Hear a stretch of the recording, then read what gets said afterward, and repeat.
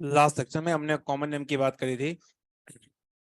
Common name के अंदर हमने 3 सिस्टम की बात करी थी। पहला सिस्टम था प्रीफिक्स सिस्टम। इसको बंद कर दे। प्रीफिक्स सिस्टम थे 3 थे, एन, आइसो, नियो। ठीक। उसके बाद सेकंड और थर्ड सिस्टम करते हैं। कुछ क्वेश्चन दिए थे मैंने मॉड्यूल के। मॉड्यूल में एक क्वेश्चन जो है डाउट बन रहा है वो है कार्बोक्सिलिक एसिड एनहाइड्राइड। तो वहां पर इधर, अच्छा बताओ, कार्बोक्सिलिक एसिड एनहाइड्राइड ये जो शब्द है बेसिकली ये एनहाइड्राइड के लिए। ऐसा क्यों? क्योंकि एनहाइड्राइड जो बनता है वो बनता है कार्बोक्सिलिक एसिड से बनता है। कार्बोक्सिलिक एसिड परिवार का पहला मेंबर होता है फॉर्मिक एसिड। क्या आपको ये बात समझ में आ रही है ना? ये आपका है इसके अंदर ही। और ये बात अगेन 2 लेक्चर के बाद अगेन रिपीट होगी, तो सुनिए आप लोग। कार्बोक्सिलिक एसिड परिवार के 2 मेंबर मैंने लिख लिए, मतलब ये फॉर्मिक एसिड, ये भी फॉर्मिक एसिड, दोनों सेम एटम है। इसको अगर आप हीट करेंगे या फिर किसी कैटलिस्ट में डाल देंगे तो ना यहाँ से वाटर का मॉलिक्यूल निकल जाएगा। वाटर का मॉलिक्यूल कैसे निकलेगा? यहाँ से आपका ये OH और आपका H निकल जाएगा। यहाँ से वाटर का मॉलिक्यूल निकल जाएगा तो क्या बचेगा? यहाँ से बचेगा आपका HCO। ना यहाँ बचेगा आपका O, फिर अगेन ये आपका CO ग्रुप और फिर ये H। ये कौन सा फंक्शनल ग्रुप है? एनहाइड्राइड। इस एनहाइड्राइड के पिताजी का नाम है कार्बोक्सिलिक एसिड। तो कार्बोक्सिलिक एसिड से ये बन रहा है एनहाइड्राइड। तो ये एनहाइड्राइड जो होता है बेसिकली हमेशा इसको बोलते हैं एसिड एनहाइड्राइड। और बहुत तरीके से लिखें तो लिखेंगे carboxylic acid anhydride. Carboxylic acid परिवार का पहला मेंबर और एनहाइड्राइड का पहला मेंबर, इससे छोटा एनहाइड्राइड आप नहीं बना सकते हो। तो क्वेश्चन है मॉड्यूल में कि एनहाइड्राइड मॉलिक्यूल में पहले मेंबर में कितने मिनिमम कार्बन हो सकते हैं? कितने हैं? 2। क्या आपको समझ आपको आया? एक और चीज जो आगे 2 लेक्चर बाद आगे न्यूज होगी, इसका नाम इसके पिताजी के नाम पर डिपेंड करता है। इसका नाम, पिताजी का IUPAC नाम होता है मिथेनोइक एसिड। क्या नाम होता है? तो इसका नाम होगा मिथेनोइक एनहाइड्राइड। कार्बोक्सिलिक या फिर एनहाइड्राइड का नाम उसके डिराइव्ड नेम, उसके उसके जो हैं पेरेंट एसिड पे डिपेंड के नाम पर डिपेंड करता है। अगर ये मिथेनोइक एसिड है इसका नाम होगा मिथेनोइक एनहाइड्राइड। अगर यहाँ 2 कार्बन होते तो उसका IUPAC नाम होता है इथेनोइक एसिड, उसका नाम होता है इथेनोइक एनहाइड्राइड। उम्मीद करता हूँ आपको ये समझ में आ रहा होगा। ये क्वेश्चन जो है डाउट रहता है। एक है एल्डिहाइड। एल्डिहाइड का पहला मेंबर कौन सा होगा? इसका नाम है फॉर्मेल्डिहाइड। दूसरा नंबर क्या होगा इसके अंदर? CH3CHO। इसका नेक्स्ट होमोलोगस, CH3CH2, ये तो रहेगा। तो ये क्वेश्चन नंबर सेकंड है जो मॉडल में गिवन है, जो डाउट बनता है उसमें पूछा गया एल्डिहाइड, एलिफेटिक एल्डिहाइड के तीसरे मेंबर का स्ट्रक्चर ये पूछा गया है। बहुत मुश्किल प्रश्न है ये, कर सकते हैं इसको? ठीक है जी। हाँ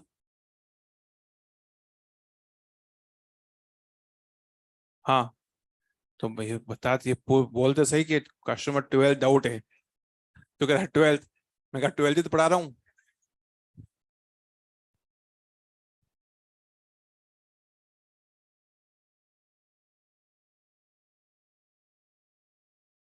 एक मिनट रुके।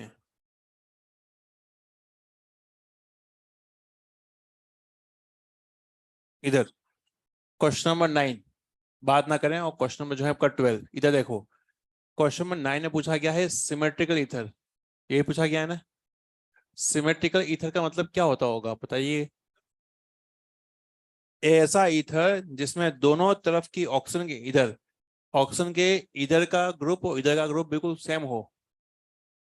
ये दोनों अगर सेम है, पिक्चर सेम है, तो हम बोलेंगे आपका वो है सिमेट्रिकल।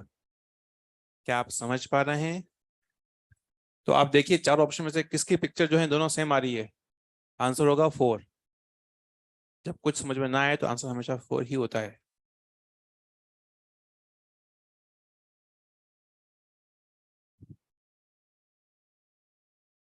शायद क्वेश्चन यही है क्या? CH3 है यहाँ पर, क्या है?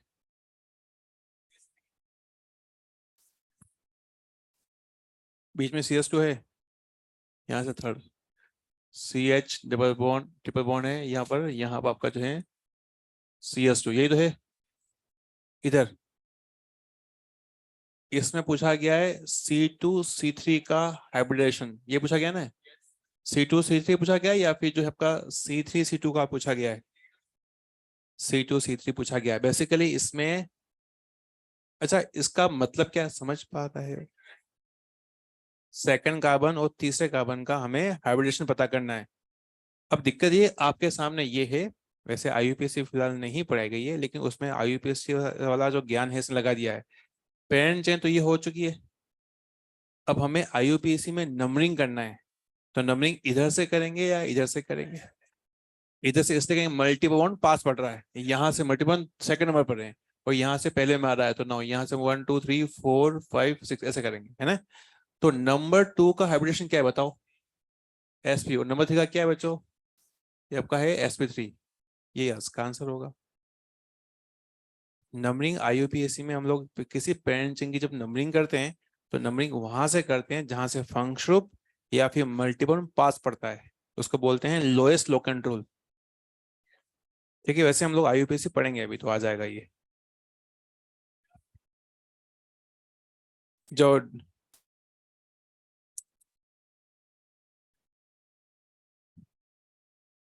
13 में।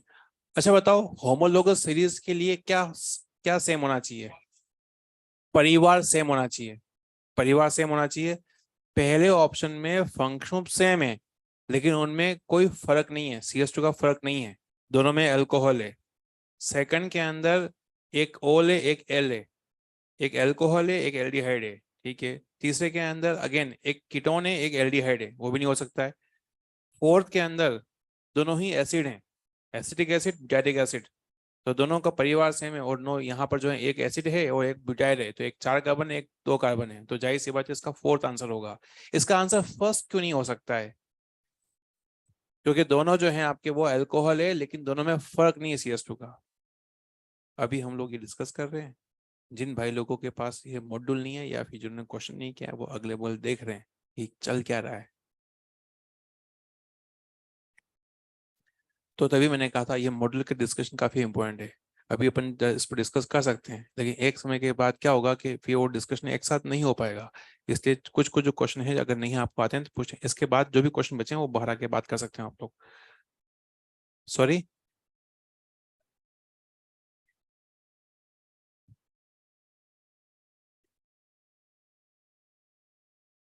तुम सारे क्वेश्चन पूछ रहे हो बेटा? नहीं अभी फिलहाल अभी नहीं, अब जो भी डाउट्स हैं आपके बाहर पूछो आप। क्यों नहीं आ रहा है तेरे को? जनरल फॉर्मूला निकालना नहीं आ रहा है? समझ में नहीं आ रहा है क्वेश्चन क्या कह रहा है? एल्केनॉल मतलब होता है अल्कोहल, एल्कोहल का जनरल फॉर्मूला क्या होता है? पूरी क्लास इधर। एल्कोहल ये है ROH, इसका हमें निकालना है, जनरल फॉर्मूला निकालना है। फॉर्मूला क्या, मास्टर फॉर्मूला क्या है? CnH2n+2, ये फॉर्मूला है। क्या यहाँ पर पाई बॉन्ड है? क्या यहाँ पर रिंग है? क्या यहाँ पे हेलोजन है? क्या यहाँ पर नाइट्रोजन है? कुछ नहीं करना है, बस ये हो चुका है, यहाँ पे कल और रख दो, ये बन गया इसमें। ये बहुत टफ क्वेश्चन था। हाँ, ये पता नहीं था? जनरल फॉर्मूला तुम्हें पता नहीं है? ये अल्कोहल का तुम्हें नहीं पता है?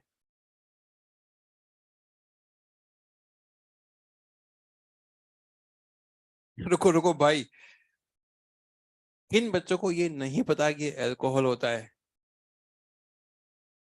एल्केनॉल को, अच्छा ओल जो आता है वो पीछे अल्कोहल होता है ना भाई, ये तुम्हें नहीं पहली बार सुने हो? ऐसे कितने बच्चे हैं जिनको ये नहीं पता है कि ओल जो लिखा होता है वो अल्कोहल होता है? ऐसे कोई है? भाई ऐसा है तो हम बता रहे हैं, हमारा जीवन नरक बन जाएगा, हम बता रहे हैं। तुम तो खून ही चूस लोगे। भाई तुम्हें कतई नहीं पता है, तुम 11th मैडम से पढ़े हो ना?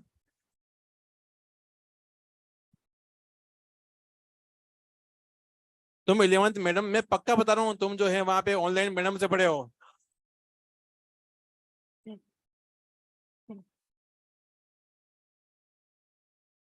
मैंने भाई लोगों को मैंने सही पहचाना ना? हाँ।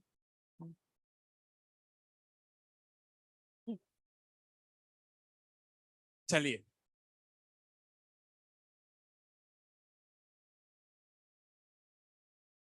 Bye radical. चलिए अब जो है हम लोग बात कर रहे हैं ये रेडिकल क्या होता है। तो फिलहाल मैं आपको ये बता दूं कि किसी भी मॉलिक्यूल में अगर आप वहां से, ये मीथेन का मॉलिक्यूल है, मीथेन के मॉलिक्यूल में से आप एक एच हटा दो यहाँ से, तो जो बनेगा वो बनेगा ये रेडिकल और ये बनेगा CH3। एक बार सब लोग देख लीजिए ताकि आपको ये समझ में आए। अभी मैं कुछ कंपाउंड के नाम लिख रहा हूँ, उसको लिखने के बाद एक बार आप लिखेंगे, उसके बाद फिर अपन क्वेश्चन करेंगे, ठीक है। ये मीथेन का मॉलिक्यूल है, इसमें से हम लोग एक एच हटा देते हैं, तो ये फ्री वैलेंसी बनेगी। इस फ्री वैलेंसी का नाम होता है रेडिकल। ये है CH3 रेडिकल है, तो CH3 का नाम होता है मिथाइल रेडिकल है। ये मिथाइल रेडिकल, मिथाइल रेडिकल बोलते हैं इसको। और मिथाइल रेडिकल में इसको सिंबल करते हैं Me से, ये नाम है। तो रेडिकल के नाम काफी इंपॉर्टेंट है। तो कॉमन नेम वाले साइंटिस्ट ने क्या किया, उन्होंने कुछ रेडिकल के नाम दिए और उस पर बेस फिर उनके क्वेश्चन थे या फिर उनके नाम दिए गए थे। तो हम क्या कर रहे हैं, एक लिस्ट बना रहे हैं ताकि उनके नाम हमें याद रहें। सभी लोग मैं नाम लिख रहा हूँ, आप लोग उसको कॉपी करिए। मैंने ये बताया अभी कि ये जो फ्री वैलेंसी है इसी का नाम रेडिकल है, यही कनेक्शन है, यही लिंक है।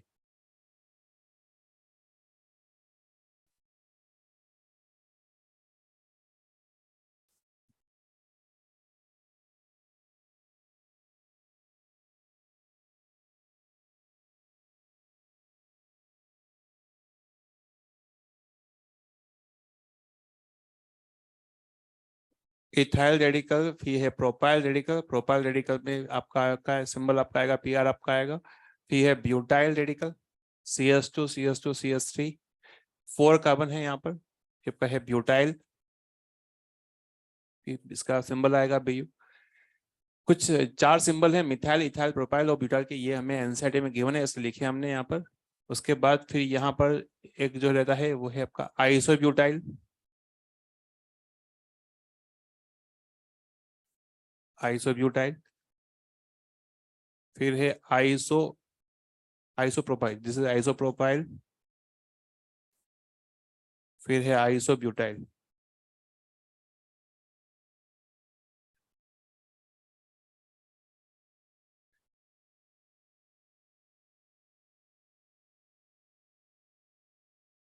आइसोब्यूटाइल। फिर एक रहता है सेकेंडरी ब्यूटाइल।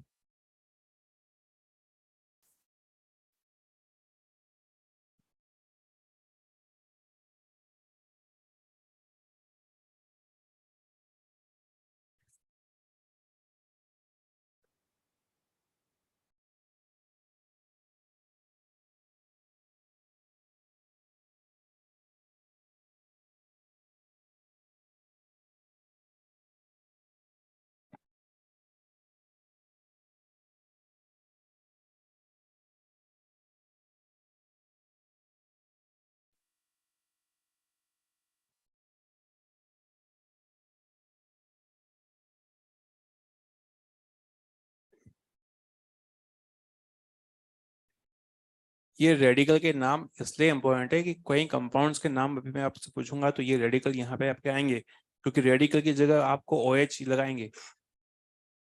यहाँ पे अगर आप OH लगा दें तो इसका नाम बन जाएगा आइसोप्रोपाइल एल्कोहल। अगर यहाँ पे अगर इस लिंक पर या इस कनेक्शन पर Br लगा दें तो बन जाएगा आइसोप्रोपाइल ब्रोमाइड। इस तरह से आइसोब्यूटाइल क्लोराइड लिखा होगा, क्लोराइड, तो उस कंडीशन पे यहाँ पे आप Cl लगाना होगा। तो इन नाम जो है ये रेडिकल पर, रेडिकल के नाम पर डिपेंड करते हैं, इसलिए ये रेडिकल वाला सिस्टम है। इसको आप लोग लिखें, इसमें कुछ और इंफॉर्मेशन है या और रेडिकल के नाम है उसको मैं लिख रहा हूँ, उसको आप सभी लोग कॉपी करें। जैसे एक आता है टर्शी ब्यूटाइल, तो बहुत ही आसान है। तो नाउ यहाँ पर लिखा है मैंने CH3 CH3 CH3, this is known as tertiary butyl. फिर एक रहता है नियोपेंटाइल। नियो शब्द के अंदर मिनिमम 5 कार्बन आपके आने चाहिए, तो नाउ ये यहाँ पर लिखा हमने neopentyl. CH2 double bond CH2, ये आपका है विनाइल। विनाइल के बाद दो ऐसे और हैं, वो है आपका एलाइल और फिर आपका है प्रोपर्जिल। तो इसको मैं लिख रहा हूँ, ये हुआ एलाइल एंड ये आपका रहेगा आपका प्रोपर्जिल।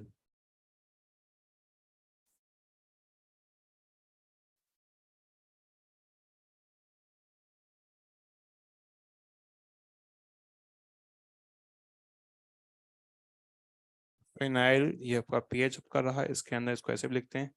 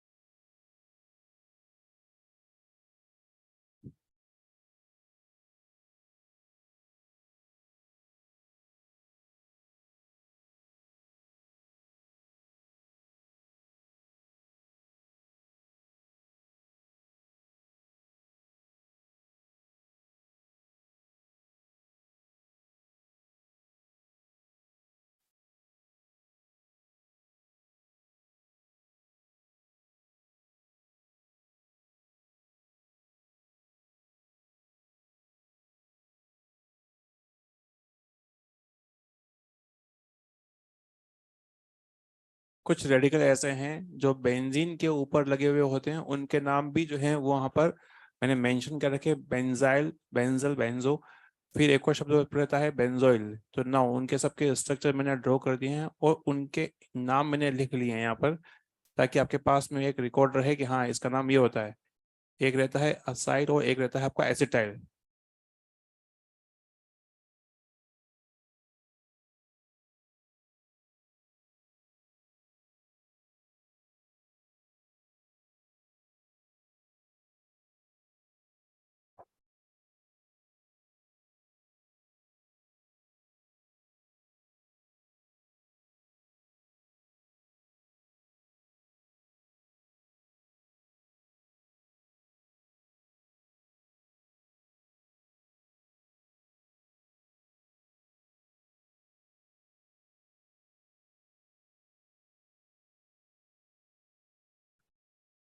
ये जो लिस्ट है उसको मैंने बना दी है इसको। इनके पर बेस्ट दो क्वेश्चन जो हैं वो आते हैं, वो क्वेश्चन किस तरह के से आते हैं उसको हम लोग डिस्कस करते हैं। इस लिस्ट को एक बार सही तरीके से कॉपी करिए आप लोग।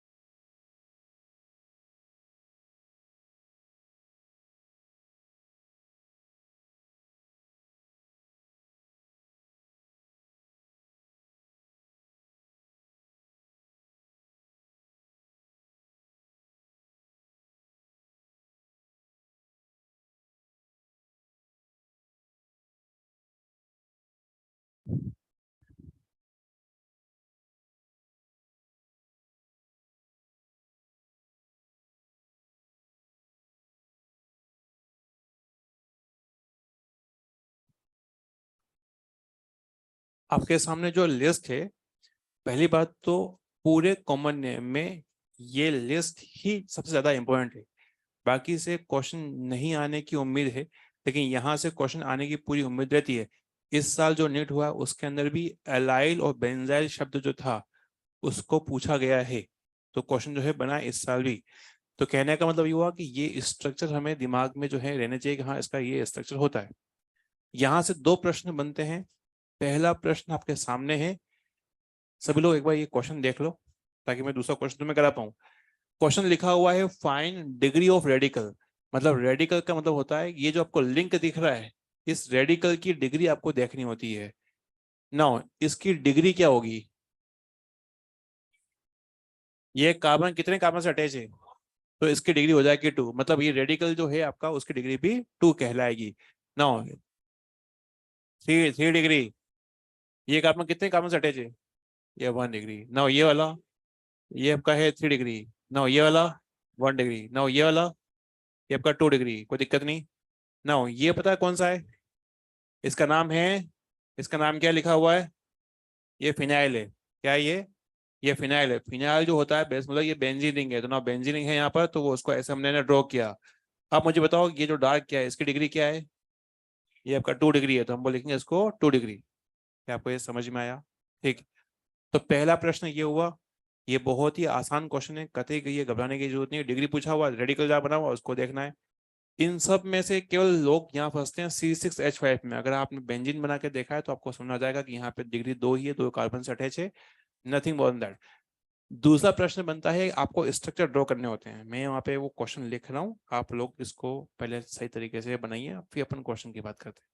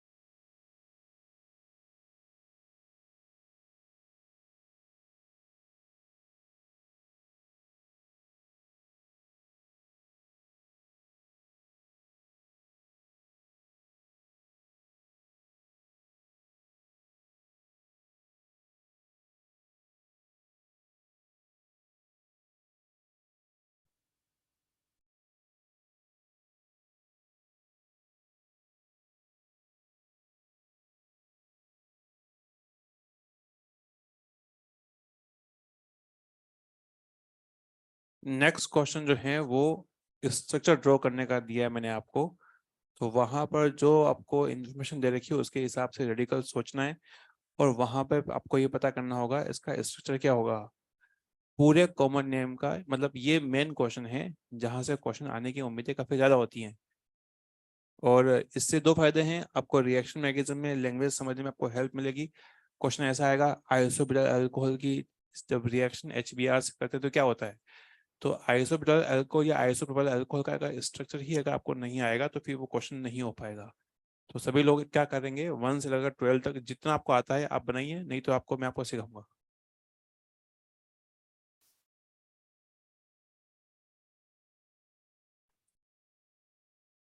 11th जो है, 11th और 12th दोनों ही NCERT 12 NCERT के क्वेश्चन है।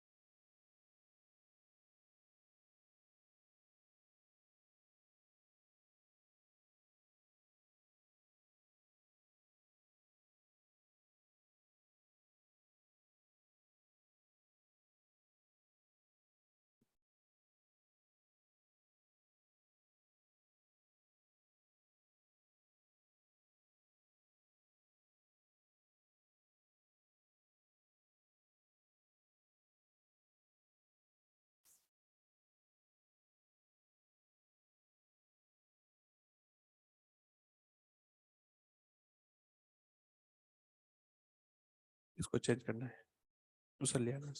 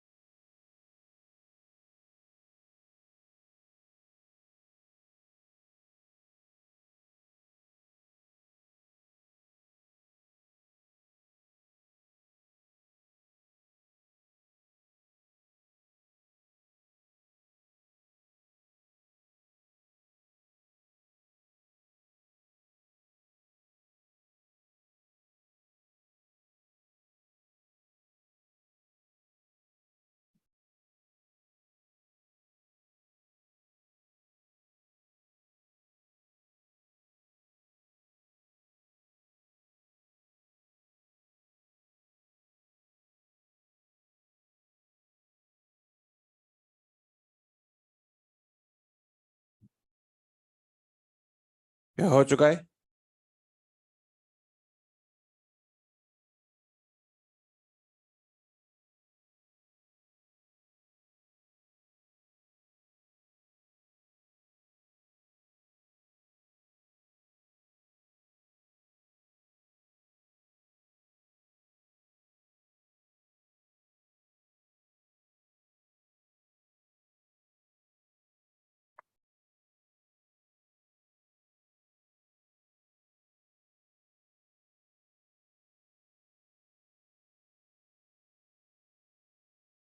बात ना करें, क्वेश्चन कर रहे हैं आप लोग।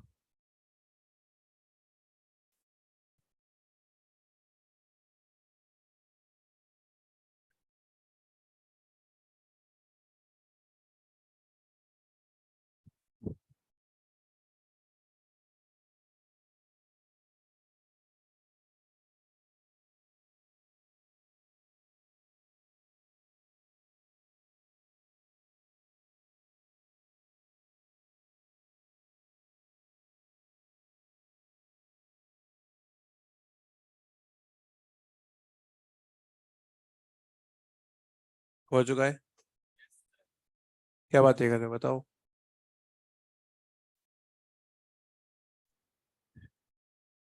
स्ट्रक्चर लिखने हैं आपको सिंपल, तो उसके अंदर बातें क्या हो रही है, तो फिर आप उसके अंदर आपको लिखना है।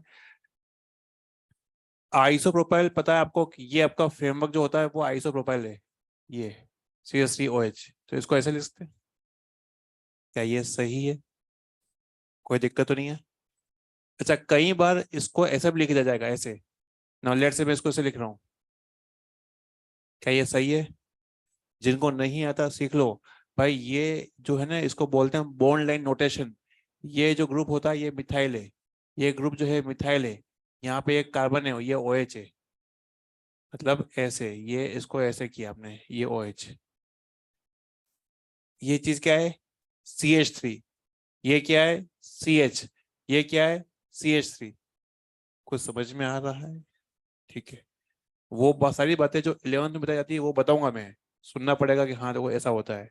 आपकी कम वो चीजें नहीं आपको आती है तो पूरा सिखाया जाएगा, हाँ ये ऐसा होता है। ठीक है, बात करते हैं एन ब्यूटाइल अल्कोहल। इसको ऐसे लिखते हैं, मान लीजिए मैंने कहा CH3, नो ये आपका CS2 है, ये आपका CS2 है, ये आपका CS2 है। ये जो ग्रुप होता है इसको बोलते हैं एन ब्यूटाइल, ये जो लिखा है इसको बोलते हैं एन ब्यूटाइल। OH कहाँ लगाऊं, जहां पर रेडिकल है ये है, ऐसा है। ठीक, इसको ऐसे लिखते हैं, कई बार इसको ऐसे भी कर सकते हैं रिप्रेजेंट, ऐसे। ये क्या है CS3, ये क्या है CS2, ये क्या है CS2, ये क्या है CS2, ये OH है। क्या आपको समझ में आ रहा है? आइसोब्यूटाइल अल्कोहल, तो ना आइसो के ना लिखा मैंने ऐसे, आपने हो सकता है थोड़ा सा अलग बनाया हो तो कोई बात नहीं, ये आपका ऐसे बना। ठीक है ना, आप OH को इधर लगा दो तो घूम जाएगा, बात तो एक ही है। ये पूरा ग्रुप जो है आइसोब्यूटाइल है। सेकेंडरी ब्यूटाइल, सेकेंडरी ब्यूटाइल जो होगा ऐसा होता है CS3, नो लेट से मैं इसको लिख रहा हूँ यहाँ पर, इसके अंदर यहाँ पे आपका CS2 हो गया, ये आपका CH, ये हो गया CS3 हो गया, ये आपका हो गया OH हो गया, ऐसे। इसको आप ऐसे भी लिख सकते हो, आप चाहो तो इसको ऐसे भी लिख सकते हो, ये आपका OH हुआ। आप चाहें तो इसको ऐसे भी लिख सकते हो, मिथाइल हो गया यहाँ पर, ये आपका हो गया इथाइल हो गया, और ये आपका हो गया OH हो गया। ये और ये सेम है। इस कार्बन पर OH लगा हुआ है, क्या आपको ये दिख रहा है? इस कार्बन पर एक मिथाइल ग्रुप है और एक इथाइल ग्रुप लगा हुआ है। इस कार्बन पे OH लगा हुआ है, इस पर एक ग्रुप मिथाइल है और एक ग्रुप इथाइल है। नाउ यहाँ पर ये कार्बन है, इस पर एक OH लगा हुआ है, इस पर एक मिथाइल है और एक इथाइल है। ET मतलब होता है इथाइल। तो सेकेंडरी ब्रदर का आप ये बनाओ वो भी सही होगा, ये भी सही होगा, और किसने बनाया ऐसा तो भी वो भी सही है। क्या आपको ये समझ में आ रहा है? मैक्सिमम बच्चे जो गलती करते हैं कॉमन नेम में, पहली बात तो ये नंबर 1 से लेकर नंबर 12 तक कॉमन नेम जो है यही खास काम के जो चीजें हैं। क्वेश्चन आएगा तो 100% क्वेश्चन यहाँ से आएगा। ये एक और सिस्टम पढ़ेंगे, यहाँ से क्वेश्चन इसलिए नहीं आता है, बेसिकली वो IUPAC उसका लिख लेते हैं प्रॉपर हम लोग, तो क्वेश्चन आएगा यहाँ से। और NCERT में इसका जिक्र बहुत कर रखा है। क्वेश्चन जो है इस बार जो है विनाइल लाइल और एलाइल और बेंजाइल वाला क्वेश्चन आ चुका है। तो अच्छा, यहाँ गड़बड़ी का करते हैं, आइसो ब्यूटाइल और neo sorry iso second butyl के स्ट्रक्चर में लोग गड़बड़ी करते हैं। तो ये ध्यान रखना है किस किस तरह से डायग्राम को ड्रॉ करते हैं। टर्शियरी ब्यूटाइल अल्कोहल आसान है, CH3 बाद में H लिख नहीं रहा हूँ, अंडरस्टूड है, ऐसा होगा।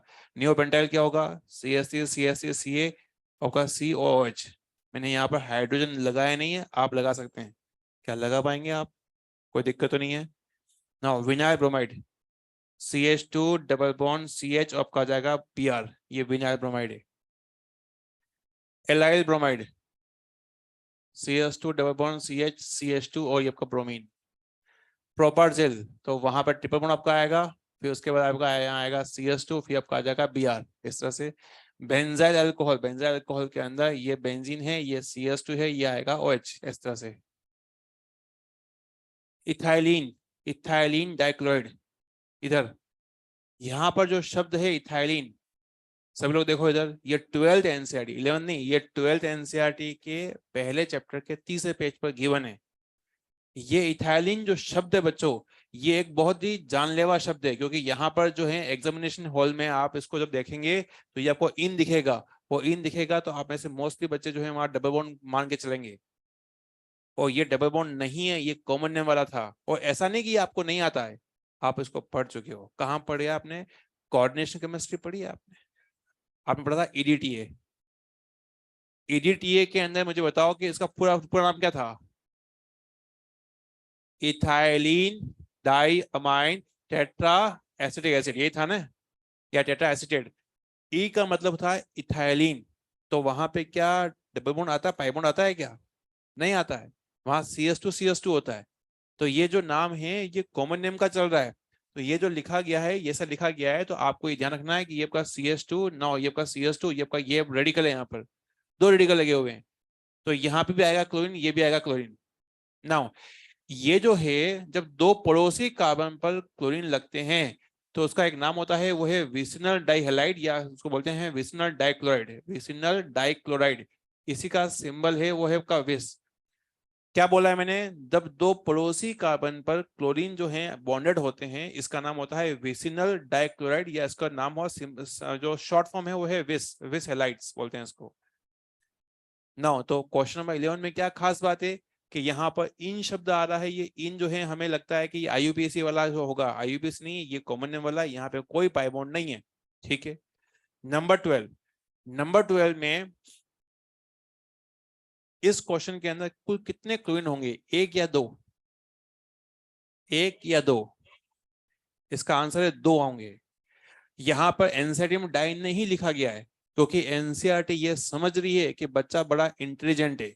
बच्चा जो है इसको देखकर पता लगा लेगा कि यहाँ पर जो है इसके अंदर CH3 नौ CH और नौ यहाँ पर दो रेडिकल ऐसे होंगे। तो जब ये ऐसे रेडिकल होंगे तो वहां पे आपको क्लोरीन लगाना पड़ेगा, तो ये लगाएंगे, क्लोरीन लगाएंगे। जब क्लोरीन एक कार्बन पर ही होते हैं तो इसका नाम होता है जेमिनल, इसका नाम होता है जेमिनल। जेमिनल डाइहैलाइड्स, या फिर हम बोलते हैं जेमिनल हैलाइड्स बोल सकते हैं, या फिर जेमिनल डाइहैलाइड्स बोल सकते हैं। इसके अंदर इसका नाम होता है जेम, GEM। इधर देखें आप लोग, ये जेमिनल हैलाइड्स हैं, ये विसिनल हैलाइड्स हैं। विसिनल का मतलब होता है दो पड़ोसी नेबरिंग एटम पर लगे हुए हैं Cl, एक एटम पर Cl लगा होता है, उसको बोलते हैं जेमिनल। इन दोनों में क्या खास बात है? इसमें इन लगा हुआ है तो लोग बच्चे कंफ्यूज हो सकते हैं। नाउ यहाँ पर नंबर 12 में हमें कैसे पता चलेगा कि यहाँ पर दो क्लोरीन आएंगे? हमें क्या इसको रट्टा मारना पड़ेगा? नहीं। हाँ सर, मूर्ख, इसको देख, इथैलिडीन। इथैलिडीन शब्द जो होता है वो आपका आता है, वो आपका आता है जब आपके दो रेडिकल लगे हुए होते हैं एक कार्बन पर। तो इसको देखकर हम लोग ये पता लगा सकते हैं कि यहाँ पर दो वैलेंसी होगी और उस पर आपका दोनों क्लोरीन आपकी आएगी। एक में रुके, लास्ट ईयर जेई मेंस में इस बात से क्वेश्चन पूछा गया था। क्वेश्चन क्या पूछा गया था मैं बता दूं, आपको बताना है कि क्या बच्चे कंफ्यूजन कहां हुए होंगे। क्वेश्चन ये पूछा गया था कि इथाइल, उसने language the, find correct IUPAC name of ethylidene chloride, और चार ऑप्शन दे रखे थे। मोस्टली बच्चों ने कहा गड़बड़ी करी होगी, क्योंकि यहाँ डाई नहीं लगाया हुआ है तो बच्चे मांग के चलते हैं जब डाई नहीं लगाया हुआ है तो एक क्लोरीन होगा, तो एक क्लोरीन होगा, उसके हिसाब से आईयूपीएसी दिया तो वो हो गया, फिर चकदे फट्टे हो गया। इसका मतलब ये हुआ कि आपको इसमें डाई नहीं दिया गया है, लेकिन यहाँ पर ये जो दिया गया है इसके अंदर जो है आपका वो शब्द छिपा हुआ है। तो ये ध्यान रखना है कि यहाँ पर जो है आपके दो क्लोरीन आपके आएंगे। इन ये दोनों एनसीईआरटी में दोनों से क्वेश्चन बनते हैं। क्या पेपर में आएगा तो क्या आप सही कर पाएंगे? ठीक, इसको आप यहाँ तक लिखें एक बार तो।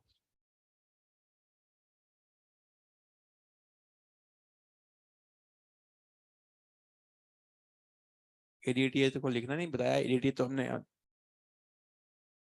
जी हाँ।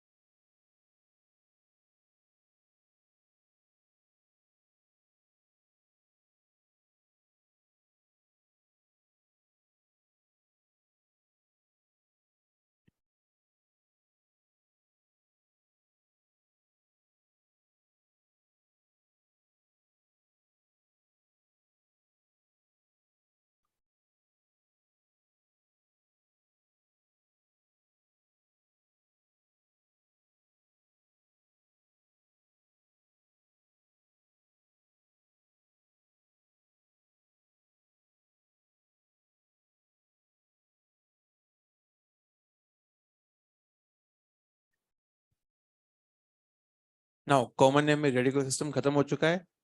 अब कॉमन नेम में जो अंतिम सिस्टम है जहां से क्वेश्चन जो है बिल्कुल नहीं आएगा, लेकिन जैसे ये इंफॉर्मेशन है जिसको मैं आपको सिखा रहा हूँ। तीसरा सिस्टम है वो कार्बन और फंक्शन के बेस पर था। तो ये सब जो मैंने यहाँ पर जो लिखा है इसको मैं वन बाय वन एग्जाम्पल समझा रहा हूँ, इसको आप देख लें तो ये समझ में आ जाएगा। आप एक बार लिखते रहेंगे तो ये समझ में नहीं आएगा। यहाँ पर कुल कितने कार्बन है? एक कार्बन को क्या बोला गया? फॉर्म। और यहाँ पर एसिड है, एसिड के लिए क्या शब्द आएगा? एक एसिड, तो पूरा नाम क्या आएगा बच्चों? फॉर्मिक एसिड, ये इसका नाम था। मैं आपको बता दूं, आईयूपीएसी ने एसिड को लिखा था ओइक एसिड। क्या लिखा? Oic acid. लेकिन यहाँ पर लिखा गया था इक एसिड। ठीक है। कितने कार्बन है यहाँ पर? दो कार्बन। दो कार्बन के लिए क्या आएगा? एसिड। तो ना यहाँ पर जो है आपका, ये आपका एसिड, ये आपका आएगा एसिटिक एसिड। क्या आपको ये समझ में आया? ना आप देखते हैं यहाँ पर कितने कार्बन है। यहाँ पर चार कार्बन में क्या आएगा बताओ? ब्यूटाइल आएगा क्या? तो ना यहाँ लिखा मैंने ब्यूटाइल, यहाँ पे लिखता हूँ ब्यूटाइल लिखा है। ब्यूटायरिक एसिड, अरे हाँ है ना, ब्यूटारिक एसिड। अब यहाँ पर ब्रोमीन को भी हमें शो करना पड़ेगा। सबसे बड़ी कॉमन नेम की गड़बड़ी या उसकी जो है ड्रॉबैक, उसने ब्रोमीन या किसी चीज की लोकेशन को बताने के लिए 1 2 3 का इस्तेमाल नहीं किया। उसने अल्फा बीटा गामा का इस्तेमाल किया, अल्फा बीटा गामा। तो ये क्या काफी कॉम्प्लिकेट था। मान लीजिए कोई 7वें नंबर पर है, तो उसके लिए आप क्या करेंगे? तो उसके पास, उनके पास प्रॉपर आंसर नहीं था। तो फिर उन्होंने क्या क्या वहां पे डैश की बात करी, डबल डैश की बात करी, तो काफी कॉम्प्लिकेट हो गया था। तो इसको हटाकर आईयूपीएससी ने बहुत सिंप्लीफाई कर दिया, 1 2 3 4 कर दिया, जो कि बहुत ही आसान है, सब लोग कर सकते हैं उसको। अब अल्फा बीटा गामा की बात करें, तो अल्फा किसको बोला गया? लिखा है neighbouring carbon of function group. तो ये जो फंक्शन ग्रुप है, इस कार्बन को बोला गया, बोलना पड़ेगा आपको, अल्फा ये वाला, बीटा और ये गामा। तो बच्चों बीटा पर ब्रोमीन है, तो ना यहाँ पे लिखा गया है बीटा, फिर आपका आएगा ब्रोमो, ये आपका आएगा इसके अंदर। क्या ये बात समझ आपको आ रही है? ना यहाँ पर ये दिया गया है बच्चों, यहाँ से यहाँ तक जो है ये कंपाउंड रखा हुआ है। इसमें ये कार्बन फंक्शन वाला कार्बन है। तो इसका नाम था, फ्रेमवर्क का नाम था अक्राइल, या इसको बोला गया अक्राइलो। क्या बोला गया? तो यहाँ पर ये अक्राइलो है। और नाउ यहाँ पर सिंस ये नाइट्राइल भी आ चुका है, तो सीएन को बोला गया नाइट्राइल, तो नाम आएगा अक्राइलो नाइट्राइल। क्या नाम आया? नाइट्राइल। ऐसे देखते हैं, यहाँ पे पूरा ये फ्रेमवर्क है, इसको नाम दिया गया है क्रोटोन। क्या नाम दिया गया है? क्रोटोन। तो क्रोटोन को नाम दिया गया है, क्रोटोन हो गया। फिर आपका यह एसिड है, एसिड को बोला गया एक एसिड, तो आएगा क्रोटोनिक एसिड। कोई दिक्कत नहीं यहाँ पर। ना यहाँ पर ये कौन सा फंक्शन ग्रुप है? लास्ट सेक्शन में मैंने ईथर और एस्टर पूरा बताया था। आप लोग भूल जाएंगे, लेकिन मैं भूलूंगा नहीं, मैंने बताया था। एस्टर, एस्टर का नाम लिखने का तरीका कॉमन नेम से ही फिर आईयूपीएसी ने जो है उसको कॉपी किया था। अब कैसे कॉपी किया? एस्टर में ये ऑक्सीजन दिख रहा है आपको, सिंगल बॉन्डेड। ये ऑक्सीजन से जो ग्रुप लगा हुआ है, इसका नाम होता है सुपर अल्काइल ग्रुप। क्या नाम होता है? सुपर अल्काइल ग्रुप का देसी नाम होता है सुपरमैन। क्या है? सुपरमैन को सबसे पहले लिखा जाएगा एस्टर के अंदर। सुपरमैन की पहचान कैसे करोगे? ऑक्सीजन से जो लगा होता है वो उसको बोलेंगे सुपरमैन।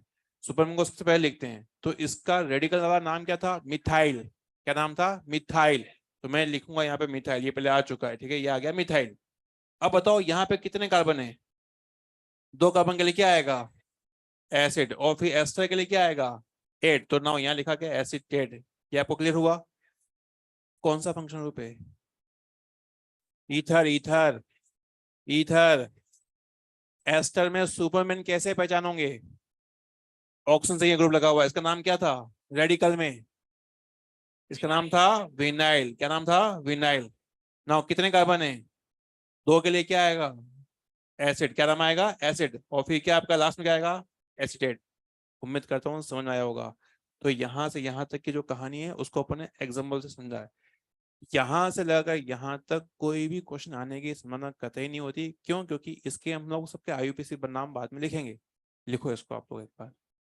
तो इसकी रिक्वायरमेंट क्या है? क्योंकि एनसीईआरटी में कुछ लैंग्वेज को समझने के लिए इनको इनको बता रखा है। तो वो अगर हमें थोड़ा बहुत इन्फॉर्मेशन हमारे पास है, तो हम वो इन लैंग्वेज को समझ पाएंगे। जी हाँ, जब जेमिनल वर्ड तभी यूज करेंगे जब दोनों क्लोरीन एक ही कार्बन पर लगे हों। विसनल तभी यूज करेंगे जब दोनों क्लोरीन जो है पड़ोसी कार्बन पर हों। हाँ तभी तो बोलेंगे। अलग अलग होंगे तो अलग अलग हैं।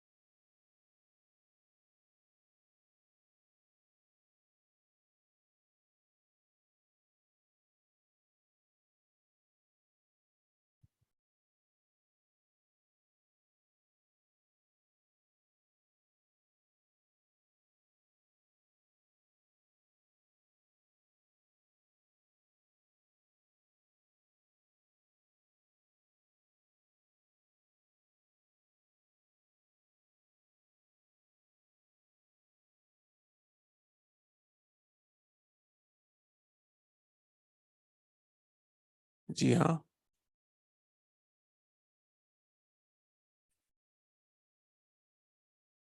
हाँ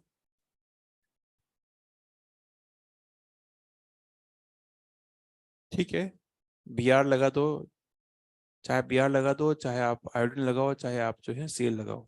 नाम उसका कैटेगरी बनाई है हमने, इसका ये नाम नहीं है, ये उसकी तरीका सिखाया है। जैसे अपन बोलते एल्काइल, एल्काइल क्या कैटेगरी है। एल्काइल में मिथाइल भी आ सकता है, प्रोपाइल भी आ सकता है, ब्यूटाइल भी आ सकता है। तो जेमिनल डाइहैलाइड या फिर वेस्टर्न डाइहैलाइड ये कैटेगरीज हैं। इसकी जगह आप जो है, इसका नाम तो परफेक्ट ये रहेगा, इसका नाम तो ये रहेगा, ये कैटेगरीज हैं कि भाई हाँ, एक कार्बन पे दो हेलोजन है तो उसका नाम है विस हेलाइड है। और अगर एक कार्बन पे ही दो हेलाइड हैं तो हम बोलेंगे जेम हेलाइड से।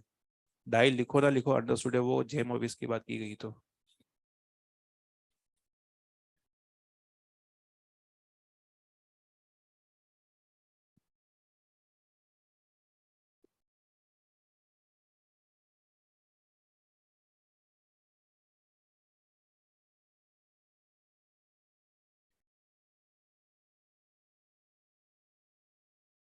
पूरे कॉमन नेम में बच्चों सबसे काम की चीज क्या है? नो, ये काफी इंपॉर्टेंट क्वेश्चन है। तुम्हारे जब माइनर टेस्ट आएगा और तुम पूरे चैप्टर को रीड करोगे, तो कॉमन नेम में सबसे ज्यादा फोकस कहाँ पे होना चाहिए? रेडिकल के स्ट्रक्चर का नाम। ये बात अभी तक आप तक नहीं पहुंची है, क्या पहुंची समझ में आपको आई? अब यहाँ पे तुम रिसर्च करोगे, यहाँ पे कई लोग आके बोलेंगे सर हमें तो लास्ट ईयर यहाँ पे अक्राइल लिखाया गया था, यहाँ पे में ओ नाइट्रेट लिखवाया गया था, उससे कोई लेना देना नहीं है। क्यों नहीं है? क्योंकि ये जो एल है, अक्राइल और नाइट्रेट को साथ में जब लिखेंगे, जैसे यहाँ लिखा हुआ है, तो अगर अक्राइल और नाइट्राइल को साथ लिखेंगे तो ये एल भी कॉन्सोनेंट है, वो एन भी कॉन्सोनेंट है। तो बीच में हमें एक वोवेल लगाना पड़ेगा, तो चाहे वोवेल यहाँ पे तुम लगाओ चाहे तुम यहाँ लगाओ, बात एक ही है।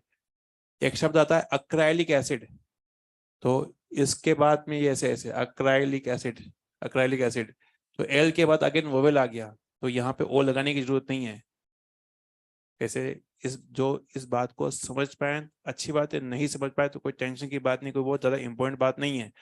आपके सामने तो ये है कि बता रहा हूँ, कॉमन नेम में रेडिकल का स्ट्रक्चर आपको ड्रॉ करना आना चाहिए।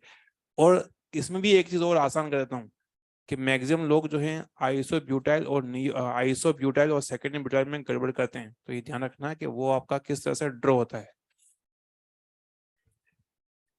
कॉमन नेम की कहानी खत्म, आईयूपीएसी की कहानी शुरू करते हैं। आईयूपीएसी शुरू करें उससे पहले 11th एनसीईआरटी के एक्सरसाइज के दो क्वेश्चन तो मैंने यहाँ पे रख दिए हैं, और ये क्वेश्चन अपन ने और रखा है ताकि तुम्हारा लेवल अप हो सके। क्या करना है इसके अंदर? आपको इसमें नंबर ऑफ फंक्शन पहचानने हैं कि कितने हैं, 3 हैं, 4 हैं, या फ्रैक्शन में है, 4.5 हैं, 5.5, ये पहचानना है आपको। पहचानिए।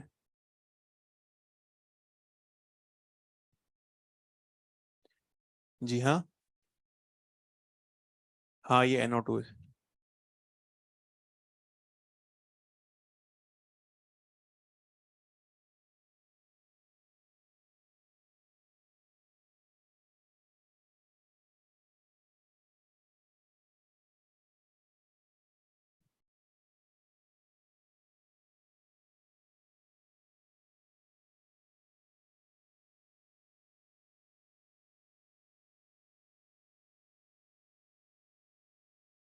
क्वेश्चन हो गया, क्वेश्चन हो गया। कितने आ रहे हैं इसके अंदर? मेरे को नहीं पता है, आंसर बताना है।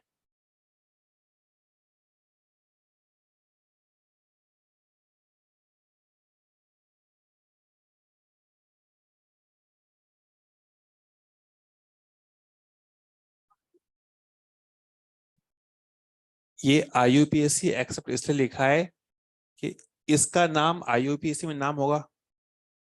पहले तुम क्वेश्चन पूछते हो एक बार, फिर तुम उधर देखते हो, ये देख रहे हो सभी लोग, इसका आईयूपीएसी नाम होगा मिथेनोइक एसिड। क्या नाम होगा? और इसका नाम फॉर्मिक एसिड भी है, तो फॉर्मिक एसिड भी आईयूपीएसी एक्सेप्टेड है, लिखा है मैंने। मैंने बताया था लास्ट लेक्चर के अंदर कि कॉमन नेम के कई नाम ऐसे थे जो बहुत पॉपुलर हुए, उनको आईयूपीएसी ने एज इट इज एक्सेप्ट किया। ठीक है, तो इसका नाम फॉर्मिक एसिड भी सही है और मिथेनोइक एसिड भी सही है। नहीं, बाकी नहीं है, इसी के ऊपर लिखा है ना, तो यहाँ पे थोड़ी लिखा हुआ है ये। तो भी यहाँ कैसी बातें कर रहा है, तो सारे सब सारे हो जाएंगे, तो फिर जो है आईयूपीएसी का मतलब क्या रहेगा। और इसके आगे लिखा है, तो यहाँ पर एसी को तो उसने एक्सेप्ट कर रखा है।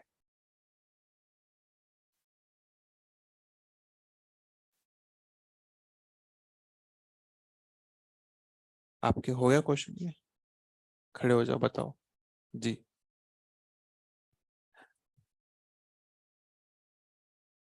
इसमें कौन सा फॉर्मूला लगाया आपने, हाफ 1/2 mv² लगाया ना।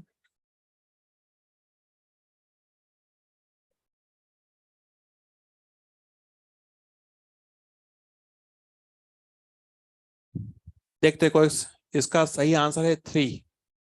अब आपके जो डाउट आएंगे, मैं डाउट बताऊंगा, तो प्लीज बैठिए। तो ये सुनना है आपको, क्योंकि डाउट्स क्या है वो मुझे पता है। NO2 एक फंक्शन ग्रुप है, पाई बॉन्ड भी एक फंक्शन ग्रुप है, बेंजीन पूरा एक फंक्शन ग्रुप है। इसमें भले ही 3 बॉन्ड हैं, लेकिन ये पूरा अपने आप में एक माना जाएगा। कई लोग आके बाहर जो है वहां पे आगे जो है डिस्कशन करेंगे, मैं अभी बता दूं। इसका रेफरेंस कहाँ है, पहली बात तो ये IUPAC वाला जो चैप्टर है 11th के अंदर, उसकी एक्सरसाइज का एक क्वेश्चन है। अब इसका आंसर कहाँ लिखा हुआ, आप उस चैप्टर में एक टेबल दे रखी है, उस टेबल में मान रखा है कि बेंजीन एक फंक्शन ग्रुप है, डबल बॉन्ड भी एक फंक्शन ग्रुप है। बताऊंगा वो कैसे क्या है, अभी मैं लिखूंगा अभी ना। यहाँ पर इसका आंसर क्या आएगा, 4। ये भी है, ये भी है, ये भी है, और ये भी है। गोले भी कर दिए मैंने ना। यहाँ देखते हैं, यहाँ पर ये भी है, ये भी है, ये भी है ना। ये सेकंड एमाइन भी है, ये डबल बॉन्ड भी है, NO2 भी है, प्राइमरी एमाइन भी है, और ब्रोमीन भी है। नो सर क्या, और वो कह रहा मैं लिख रहा हूँ नो सर। इसका आंसर है 8 है। इस बच्चे का आंसर गलत, थोड़ा कह रहा नो नो सर, बस बस हो गया हो गया हो गया। इसका आंसर है 8। अब डाउट क्या आता है, डाउट ये आता है कि यहाँ पर डाउट ये आता है कि sir double bond, triple bond, benzene ring, halogen, और NO2, और ये OR ग्रुप, ये सब तो जो है ये मल्टीपल बॉन्ड होते हैं, ये तो ब्रांच होते हैं, ये फंक्शन तो होते ही नहीं है। तो कहानी ये है कि ये सब इधर, एक्स मतलब हेलोजन, हेलाइड्स हैं या हेलोजन जो है, ये भी अपने आप में सब के सब यहां से लगा यहां तक। अब सुनो पहले तो, यहां से लगा यहां तक, इन सब का एग्जिस्टेंस एज ए फंक्शन होता है। इनका इनकी हैसियत एज ए फंक्शन की तरह होती है। जब भी किसी क्वेश्चन पूछ लेता है कि बताओ कितने फंक्शन पे, इन सबको फंक्शन मानना है आपको।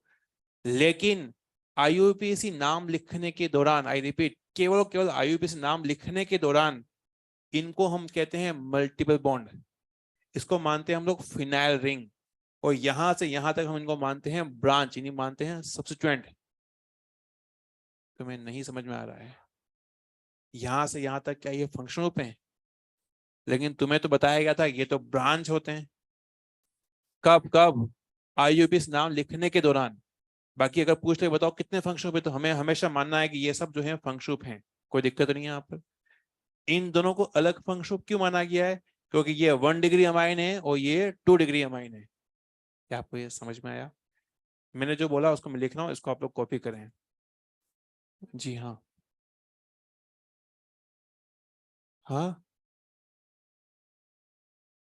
पेरेंट चिन्ह किस में आती है, IUPAC में।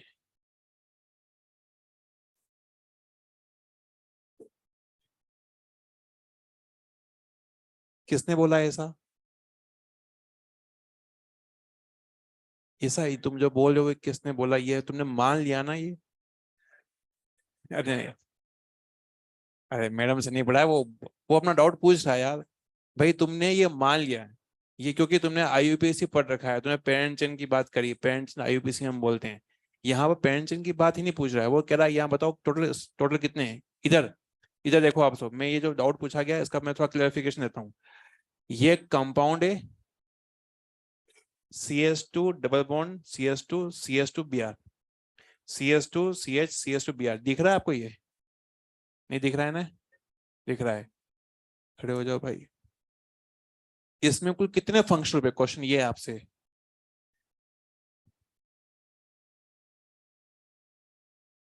तो दो हो गए ना total। तो भी क्या है यार, मजे ले रहा है। कह रहा बिहार एक। तो टोटल कितने हो गए, दो हो गए ना। ठीक है। अब हम बात करते हैं आईयूपीएससी की बात कर रहे हैं। आईयूपीएससी नाम लिखना है तो उस कंडीशन पे पेरेंट चेंज जो है आपकी ये हो जाएगी, अरे हाँ है ना। अब आईयूपीएससी नाम के अंदर यहाँ पे हम बोलेंगे कोई फंक्शन ग्रुप नहीं है। आईयूपीएस नाम में इसको माना गया है मल्टीपल बॉन्ड, उसको माना गया है सब्स्टिट्यूएंट, इसको देंगे प्रायोरिटी, तो नंबरिंग यहाँ शुरू करेंगे 1 2 3। क्या आपको ये समझ में आया? ठीक है। ये जो मैं बात बोल रहा था उसको मैं लिखता हूँ, उसको आप कॉपी करिए। ये लिखा है आर कंसिडर्ड, बहुत बढ़िया performance, considered as a function group, but in IUPAC nomenclature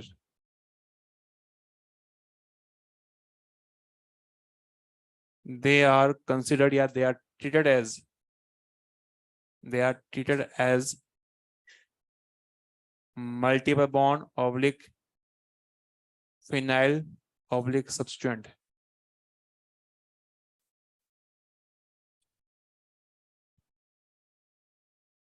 मल्टीबॉन्ड double bond triple bond बना गया, फिनाइल रिंग है, और ये आपका जो है सब्स्टिट्यूएंट्स है। यहाँ पर आपका एक्स लिखा है मैंने, यहाँ पे लिखा है NO2, और यहाँ लिखा है मैंने OR group.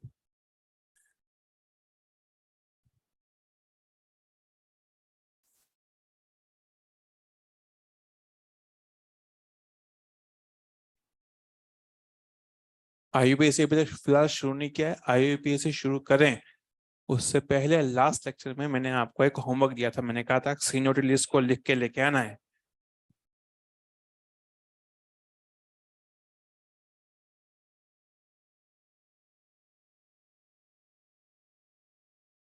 Seniority list of function group. Now जो होमवर्क दिया गया था उस पर 3 तरह के कैटेगरी हो सकती है क्लास के अंदर। ऐसे प्यारे बच्चे जिन्होंने कॉपी भी किया उस लिस्ट को, और उसको आपने ने कहा था ना, कहा लिस्ट को लिख के लेके आना है। तो पहले प्यारे बच्चे जिन्होंने कॉपी भी किया उसको उसको याद भी किया, पहली कैटेगरी। दूसरी कैटेगरी वो और बढ़िया बच्चे हैं जिन्होंने कॉपी तो किया लेकिन याद नहीं किया।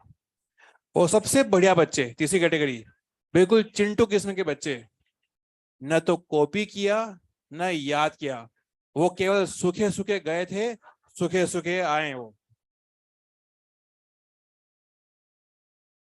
क्या आपको लगता है कि आपके बगल में जो छोरा बैठा हुआ है वो कौन सी कैटेगरी का है?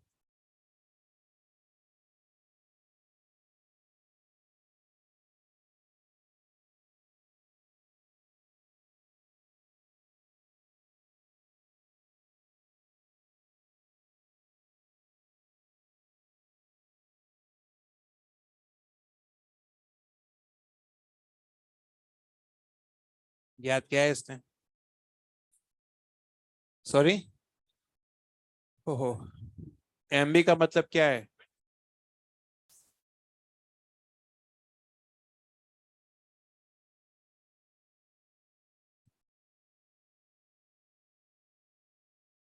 क्या नाम है आपका? क्या नाम है? सेंटो। कितना प्यारा बच्चा, बताओ। नहीं पूछ तो रहा है MB का मतलब क्या होता है। तू बता MB का मतलब क्या होता है? Multiple bond. क्या नाम है? Multiple bond. देखो वास्तव में देखो भी नहीं पता था।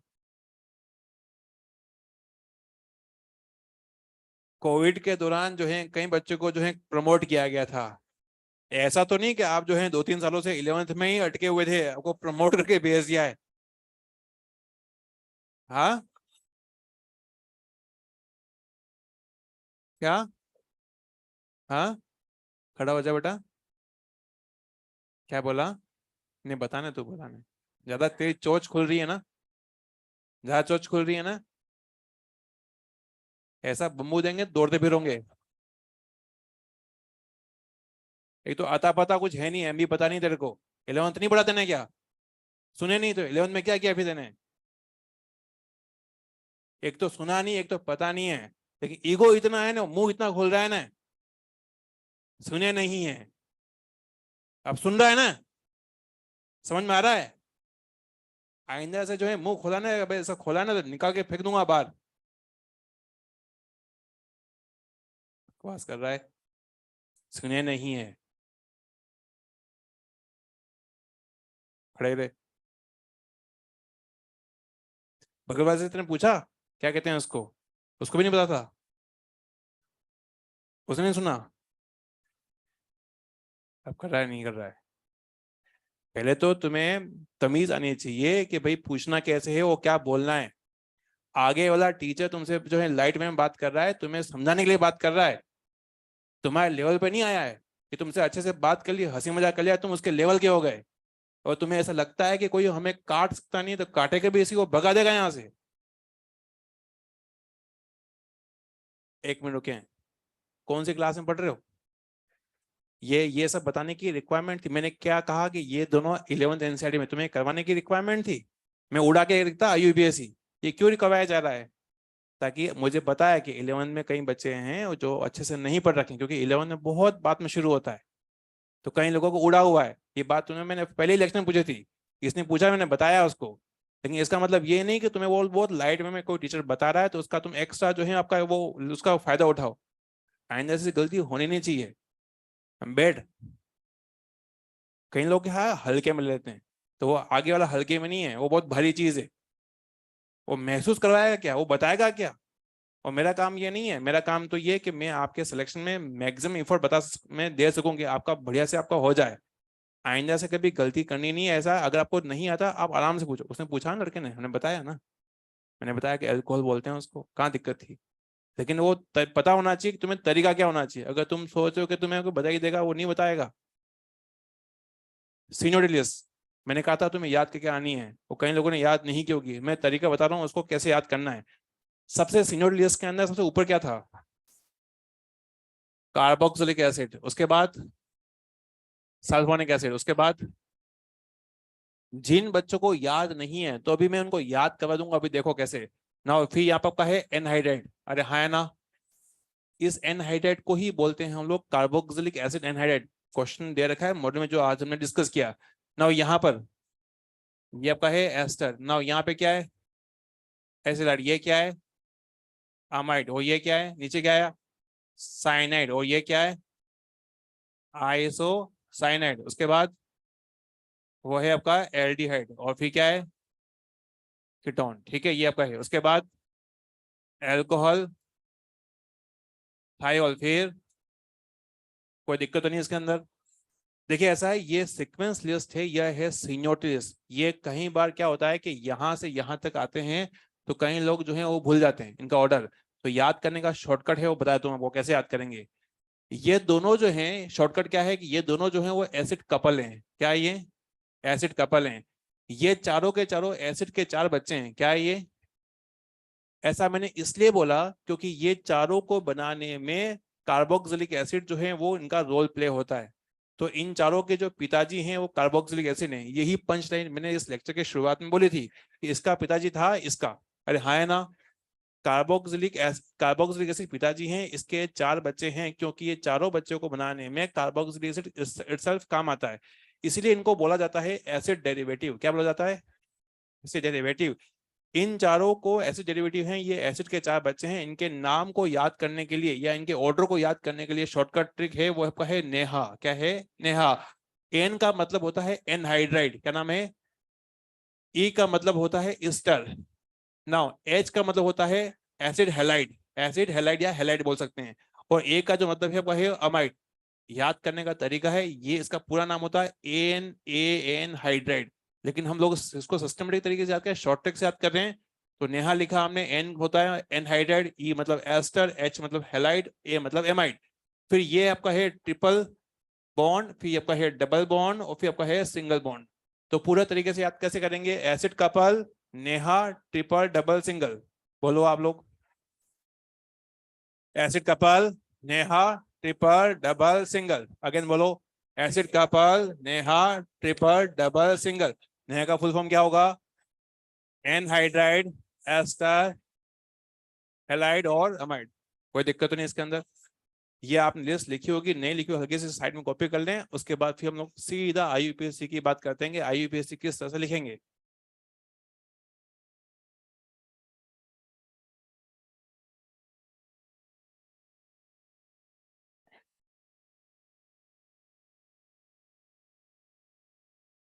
IUPAC nomenclature. IUPAC नोमेनक्लेचर के अंदर 3 स्टेप होते हैं, 3 स्टेप्स। पहली स्टेप जो है वो है सिलेक्शन ऑफ पीसीसी।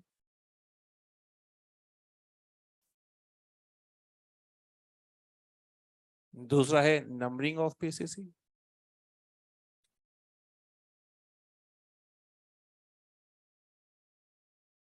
और तीसरा है नेमिंग।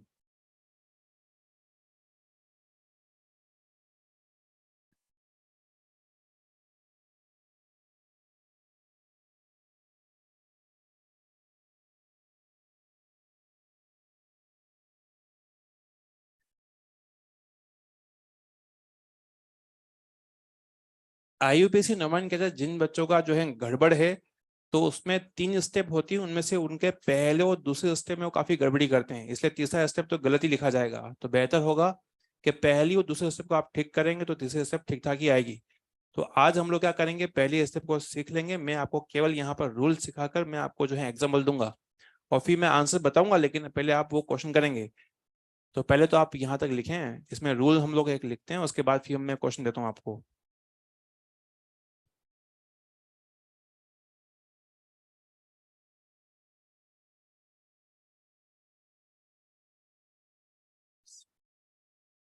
तीन स्टेप होती है, तीनों स्टेप में पहले आपको पेरेंट चेन का सिलेक्शन करना पड़ेगा, उसके बाद फिर आप पेरेंट चेन की नंबरिंग करेंगे, उसके बाद फिर आप यहाँ आएंगे। आप जंप नहीं कर सकते हैं, ऐसा नहीं होगा नंबरिंग कर लें उसके बाद पेरेंट चेन का सिलेक्शन, ऐसा नहीं करना है। 1 बाय 1 काम करना होता है। सबसे पहले लिखते हैं सिलेक्शन ऑफ पीसीसी। तो पीसीसी सिलेक्ट कैसे करेंगे, तो मैं आपको यहाँ पे एक रूल लिखवा रहा हूँ, उसको आप लोग कॉपी करिए। लिखें पीसीसी इज, लिखें PCC is longest carbon chain, longest carbon chain, longest carbon chain which contain, which contain maximum number of, maximum number of, maximum number of principal function group, principal function group। मैं again repeat कर रहा हूं, PCC is longest carbon chain which contain maximum number of, maximum number of principal function group, bracket में लिखिए PFG,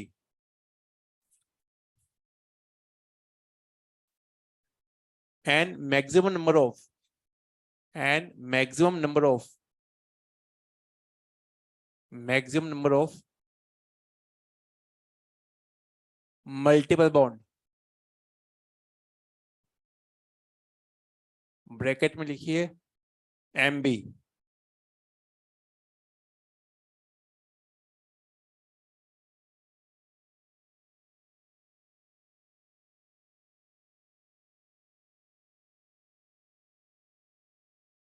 आपके सामने ये पहला बस एक ही रूल है, इसके अंदर कोई रूल नहीं है।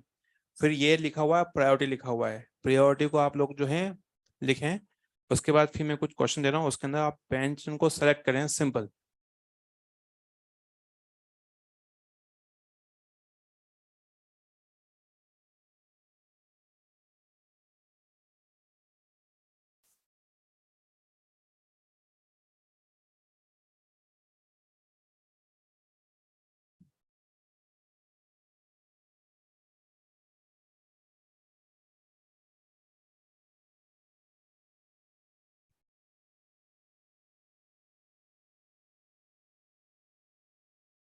मैं आपको कुछ कंपाउंड दे रहा हूँ, आपको करना क्या है, आपको करना ये है कि आपको उन कंपाउंड के अंदर केवल और केवल पेंशन का सिलेक्शन करना है, ज्यादा कुछ नहीं करना है, नंबरिंग नहीं करना है, आपको केवल केवल केवल पेंशन का सिलेक्शन करना है।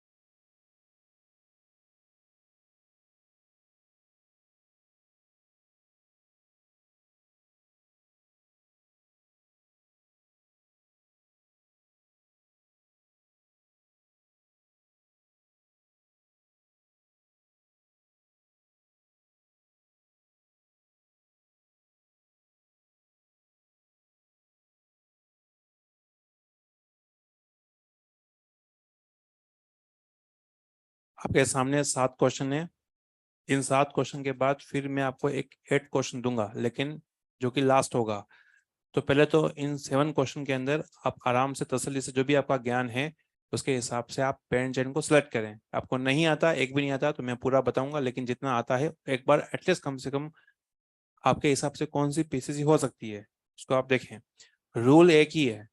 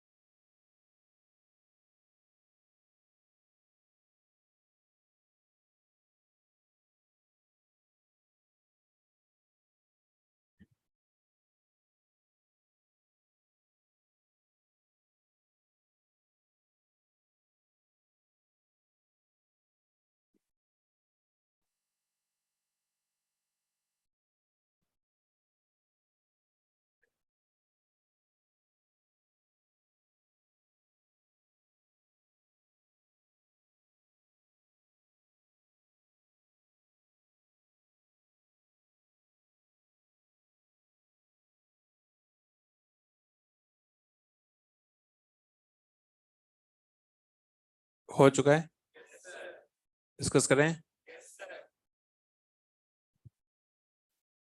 यहाँ पर पेरेंट चेन, सिंस यहाँ पे कोई फंक्शन ग्रुप नहीं है तो फंक्शन ग्रुप नहीं है ना मल्टीपल बॉन्ड है, तो हमने देखा कार्बन मैक्सिमम। फंक्शन ग्रुप नहीं है, मल्टीपल बॉन्ड नहीं है तो कार्बन देखा, तो कार्बन जो है मैक्सिमम जो है यहाँ पर है, तो ये होगी पेरेंट चेन। क्या उम्मीद करता हूँ ये ठीक ठाक हुआ होगा ना। बात करते हैं सेकंड की, बात करते हैं। यहाँ पर स्ट्रेट कार्बन चेन ही पेरेंट चेन होगी, यस और नो? क्यों? अच्छा, यहाँ पर अगर स्ट्रेट चेन करेंगे तो 5 कार्बन है, तो उसमें ब्रांच एक ही है, तो ना यहाँ पे आंसर होगा। एक मिनट सुने, आप डाउट नहीं पूछेंगे, बता रहा हूँ कि यहाँ पे है क्या।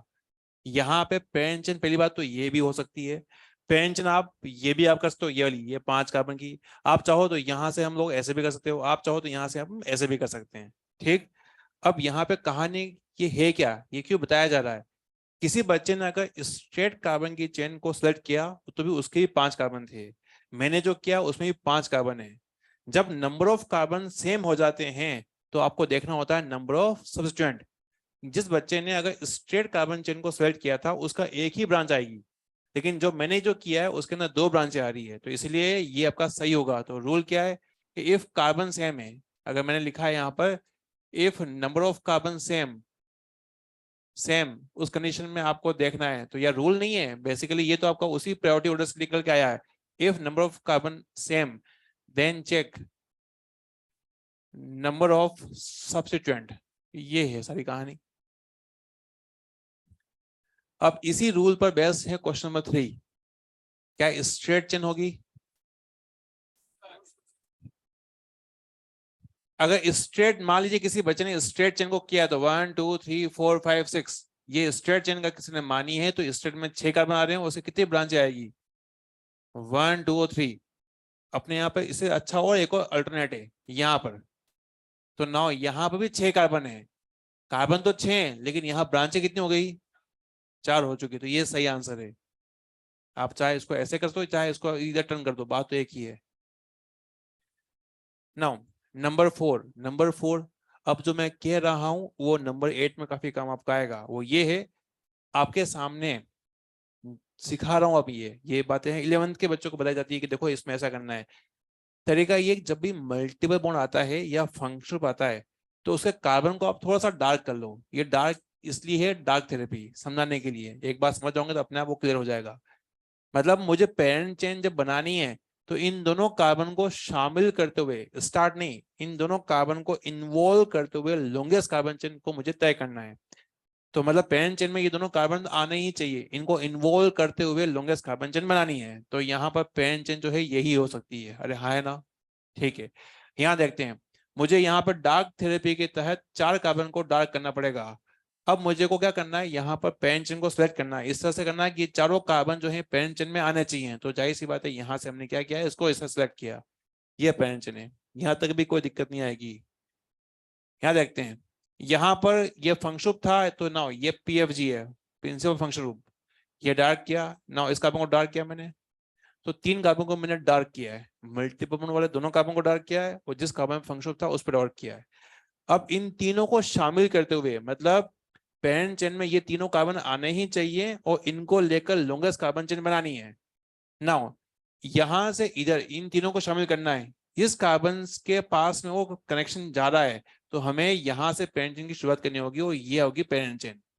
कई लोग गड़बड़ी क्या करेंगे, वो यहां से पेरेंट चेन की शुरुआत करेंगे। भाई ऐसा मत करिए, आगे और एक और कार्बन है, कार्बन चेन कनेक्टेड है, आप कार्बन चेन को तोड़ नहीं सकते।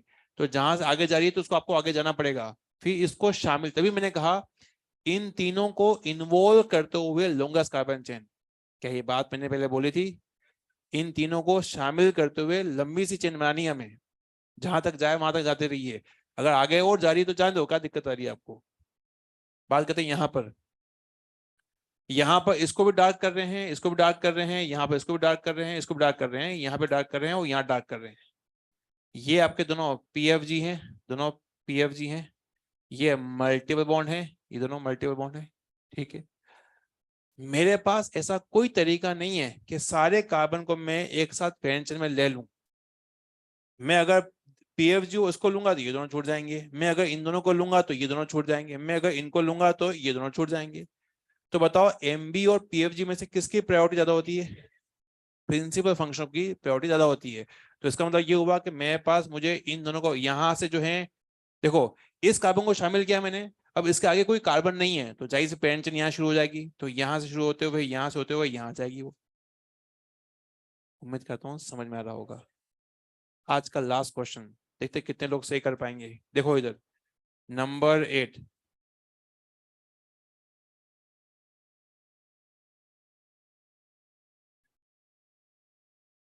आपके सामने एक कंपाउंड है, इस कंपाउंड में आपको ये बताना है कि पेरेंट चेन कितने कार्बन की होगी।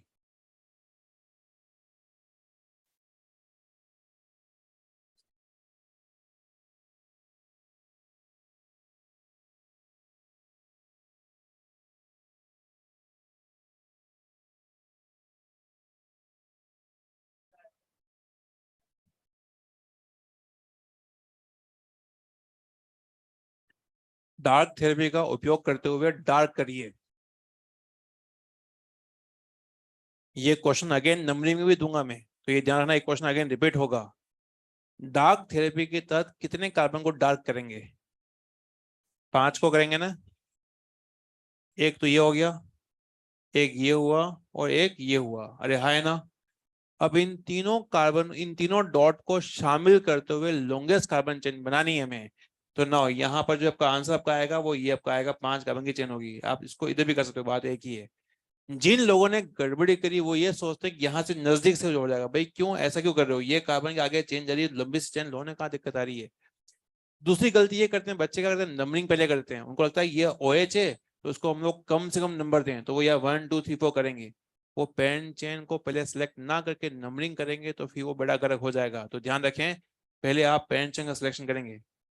आज का होमवर्क मैंने यहाँ पे दिया है, बिगिनर बॉक्स 1 2 3 करेंगे, एक्सरसाइज में ये क्वेश्चन करेंगे। आज के लिए इतना ही, थैंक यू सो मच।